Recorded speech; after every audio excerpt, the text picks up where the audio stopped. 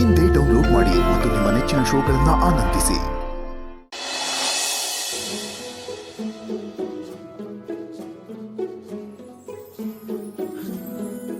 ನಮಸ್ಕಾರ ಸರ್. ನಮಸ್ಕಾರ. ನಮಸ್ಕಾರ. ಏನ್ ನೋಡ್ಬೇಕಾಯ್ತು? ಅದು ಮದ್ವೆಗೆ ಜವಳಿ ಮತ್ತೆ ಒಡವೆ ನೋಡುಮ ಅಂತ ಬಂದು.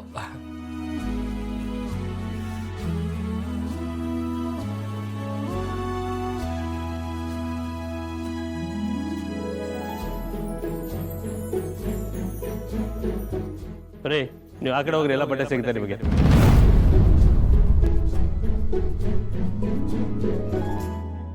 ಸರ್ ನಮಸ್ಕಾರ. ನಿಮ್ಮಂತರ ನಮ್ಮ ಅಂಗಡಿಗೆ ಬಂದ್ರೆ ತುಂಬಾ ಕಡೆ ಸರ್. ಏನ್ ಬೇಕು ಹೇಳಿ ಸರ್. Excuse me.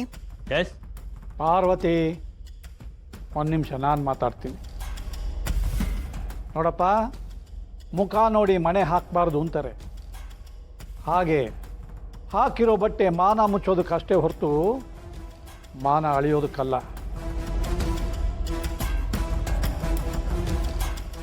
ಗಾಡಿ ಇಟ್ಕೊಂಡಿರೋದು ಓಡಾಟಕ್ಕಷ್ಟೇ ಹೊರತು ಹಾರಾಡೋದಕ್ಕಲ್ಲ.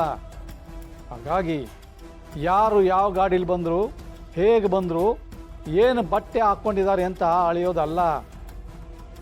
ಅವ್ರ ಬಟ್ಟೆ ನೋಡಿ ಅವ್ರನ್ನ ಅಳತೆ ಮಾಡಬಾರ್ದು. ಇವರನ್ನೆಲ್ಲ ಯಾರು ಅಂದ್ಕೊಂಡಿದೀಯ?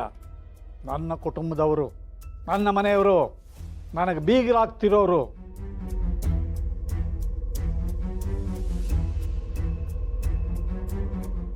ಅವರು ಶಂಕರ ಮತ್ತು ದಂಪತಿ ಶಾರದಾ. ಇವನು ನನ್ನ ಅಳಿಯ ದೇವಿ ಪುತ್ರ. ಇವಳು ನನ್ನ ಮಗಳು ಪಾರ್ವತಿ, MBBS ಡಾಕ್ಟ್ರು. ಇನ್ನವಳು ನನ್ನ ಮನೆ ಬೆಳಗೋ ಸೊಸೆ. ನನಗೆ ಎಷ್ಟು ಮರ್ಯಾದೆ ಕೊಡ್ತೀಯೋ ಅವ್ರುಗಳಿಗೂ ಅಷ್ಟೇ ಮರ್ಯಾದೆ ಕೊಡಬೇಕು. ಅದಕ್ಕಿಂತ ಒಂದು ತೂಕ ಜಾಸ್ತಿನೇ ಕೊಡಬೇಕು. ಕಡಿಮೆ ಏನಾದರೂ ಆದರೆ ಸರ್ ಕ್ಷಮಿಸಿ sir. Sorry madam, sorry sir. ಬನ್ನಿ ಸರ್. ನೋಡ್ದ ಪಾರು, ನಮ್ಮ ಮಾವ ಅಂದ್ರೆ ನಿಂಗದೇನೋ ಒಂಥರ ಸಂಟ ಆಯ್ತಲ್ಲ. ಮಾವನ್ ಮಾತು ಕೇಳ್ದ. ನಮ್ಮನ್ನ ಎಲ್ರ ಎದುರುಗಡೆ ನನ್ನ ಕುಟುಂಬ ಅಂದ್ರು.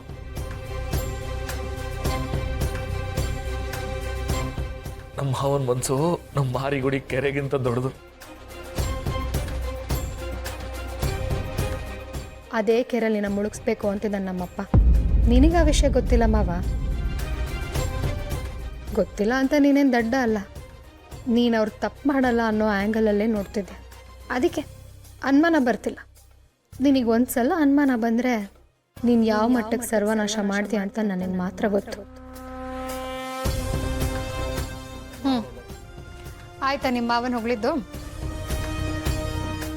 ಅತ್ತೆ ಮಾವ ಬನ್ನಿ ಹೋಗೋಣ, ನಡಿ. ಬನ್ನಿ.